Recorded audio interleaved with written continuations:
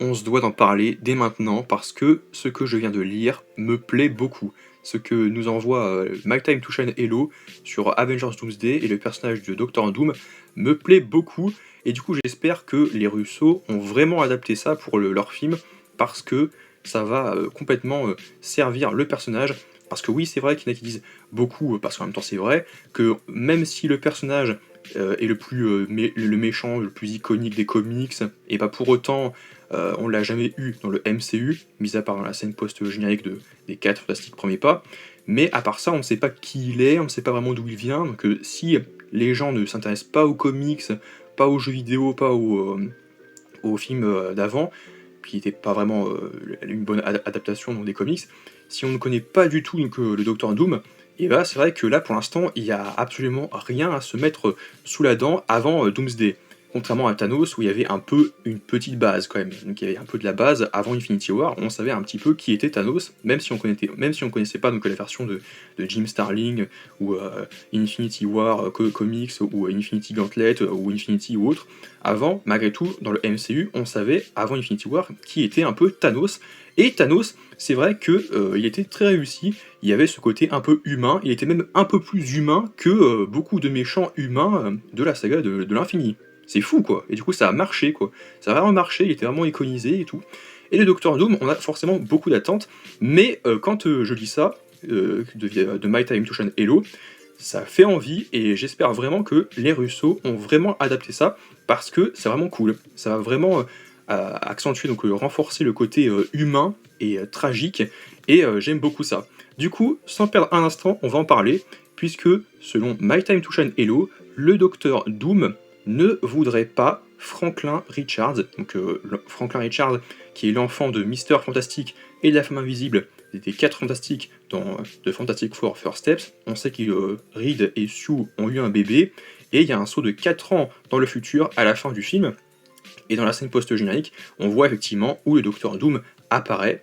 Il est à genoux face à Franklin, et on sent qu'il est là pour s'en accaparer, l'enlever, pour servir ses intérêts, à savoir donc avoir son pouvoir et utiliser son pouvoir pour un peu restaurer l'équilibre de l'univers et empêcher donc la destruction totale du multivers, et qu'il a besoin de son pouvoir parce que Galactus voulait le pouvoir de Franklin et il avait un pouvoir très puissant. On sait que même s'il était encore un bébé ou un petit garçon, il est quand même malgré tout très puissant et très convoité par Victor Von Doom. Mais vous allez voir, ça va vous surprendre, ce n'est pas forcément spécialement pour ses pouvoirs que Victor Von Doom veut s'accaparer Franklin. Doom ne voudrait pas uniquement Franklin Richards uniquement pour ses pouvoirs, mais parce que le garçon lui rappellerait son propre fils.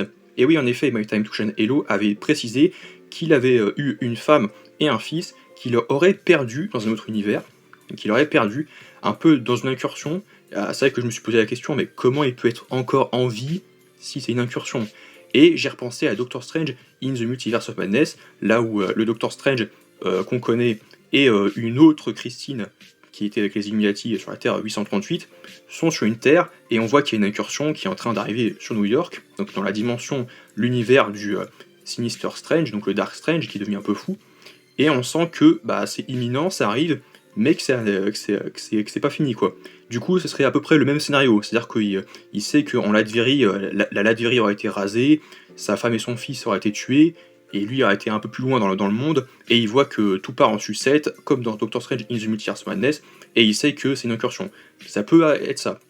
Et comme je le disais, le côté un peu tragique, humain, en fait, c'est que, en plus de la perte de sa femme et de son fils, ce qui l'a rendu vraiment, ce qui a façonné le Docteur Doom, c'est que, suite à un accident, en fait, on sait que c'est un accident plutôt que c'est pas une incursion, mais que ce serait finalement un accident, qui aurait donc brûlé son visage, qui serait recouvert de cicatrices, et que, suite à ça, il ait son masque iconique des comics, et qu'il veuille se venger, qu'il est, qu'il est pas se venger, mais qu'il est vraiment cruel, et qu'il veut, et qu'il devient vraiment froid et impitoyable, quoi. Mais du coup, cela impliquerait que cette version de Doom aurait perdu un enfant, ce qui transformerait Franklin en une sorte de reflet du passé brisé de Doom. Dans cette version du MCU, Doom ne serait pas uniquement un conquérant froid, mais un personnage hanté par une tragédie personnelle renforçant son rôle de prédateur-protecteur. Alors par contre, côté prédateur-protecteur, j'ai pas forcément compris. Alors protecteur, pardon, peut-être parce qu'il va prendre soin de Franklin, parce qu'il va veiller sur lui comme son fils, qu'il va le chérir comme son fils. Cruel, mais convaincu d'agir pour une raison supérieure, pour le bien, quoi. Cette rumeur pourrait aussi ouvrir la porte à une adaptation libre de Christophe Vernard. Donc Christophe Vernard, c'est donc un enfant que Doom a adopté et élevé comme son propre fils, parce que dans les comics, le Docteur Fatalis a un fils, donc Christophe Vernard, et il l'a élevé quoi. En fait, c'est pas vraiment son fils à lui, mais il l'a adopté et il l'a élevé un peu. Donc il y a un peu une figure paternelle, un peu comme avec donc, vite fait Stark avec Peter Parker. Sauf que lui, c'était beaucoup plus profond parce qu'il l'a vraiment élevé, quoi. Il a vraiment été avec lui, et puis il l'appelait vraiment père et tout, papa. Donc voilà, il y a vraiment ce côté-là, et ce côté attachement. Et le fils adoptif de Doom, dans les comics, que ce soit directement ou sous forme d'inspiration, on ne sait pas si ça va être adapté, enfin réadapté, édulcoré, enfin forcément un peu, mais quoi qu'il en soit, je leur fais confiance. Cela donnerait un sens beaucoup plus profond au kidnapping, au simple kidnapping libre de Franklin, dans la scène post-générique de Fantastic Four First Steps, qui ne serait plus juste stratégique, mais aussi intime et symbolique. Du coup, il y a le côté un peu symbolique où il veut récupérer, où il veut un peu penser ses plaies et récupérer un peu le fils qu'il a perdu, mais il ne peut pas récupérer le fils qu'il a perdu, qui est mort, et du coup, donc, il récupère un autre enfant. Alors après, le côté symbolique, tu te dis, mais pourquoi Franklin? Tout simplement parce que c'est le fils de Reed Richards. Ce qui implique que je pense très clairement que c'est véritablement Victor Von Doom et pas Tony Stark, parce que Tony Stark ne... Certes, il y a le côté un peu rivalité, parce que c'est Reed Richards et le grand cerveau dans les comics donc de la Terre, et Robert Downey Jr. a été cet équivalent-là dans la saga de l'infini, donc c'était lui le grand cerveau parce qu'il n'y avait pas eu de Reed Richards, et dans les comics, il y a ce côté un peu rivalité un peu entre les deux cerveaux, mais surtout, il y a, de l'autre côté, il y a le côté rivalité entre Mister Fantastic et Doctor Doom, puisqu'ils se connaissent depuis la fac, enfin l'université, ils ont été amis, collègues, enfin partenaires, et ensuite rivaux. Ils ont été rivaux parce que le Docteur Doom s'est confronté aux 4 Fantastiques, et il y a plein de points de vue qui s'opposent, et c'est beaucoup plus profond dans les comics, et là dans le MCU ça peut être plus profond que ça. Il voudrait donc récupérer l'enfant de Reed Richards, donc l'enfant de son rival, pour... après c'est vrai qu'il est un peu cruel aussi, le Docteur Doom, donc, il veut absolument donc, lui faire souffrir le personnage de Reed Richards, mais on ne sait pas pourquoi, parce que ça n'est pas été abordé dans le film. Là, ils vont dire, mais non, c'est pas abordé dans le film que Reed connaît Victor ou Doctor Doom, donc ils vont sûrement adapter autre chose, les Russo. Bah oui, mais pourquoi Franklin? Il aurait pu prendre un autre gosse, il aurait pu aller à l'orphelinat et récupérer des enfants. Bah non, parce qu'il a besoin de Franklin, lui, parce que, comme tu as dit, il a un pouvoir spécial, et c'est une plus-value, quoi, c'est autre chose.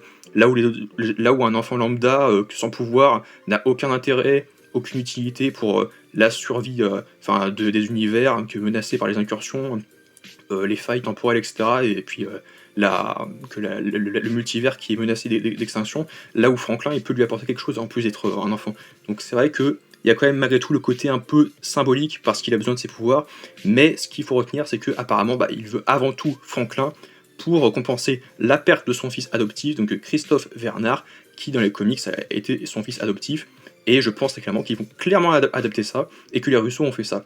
J'espère beaucoup. En tout cas, n'hésitez pas à aimer, partager, commenter, vous abonner, n'hésitez pas à me faire part de vos théories, et on se retrouve à très vite pour une nouvelle vidéo, critique, analyse, en ma compagnie.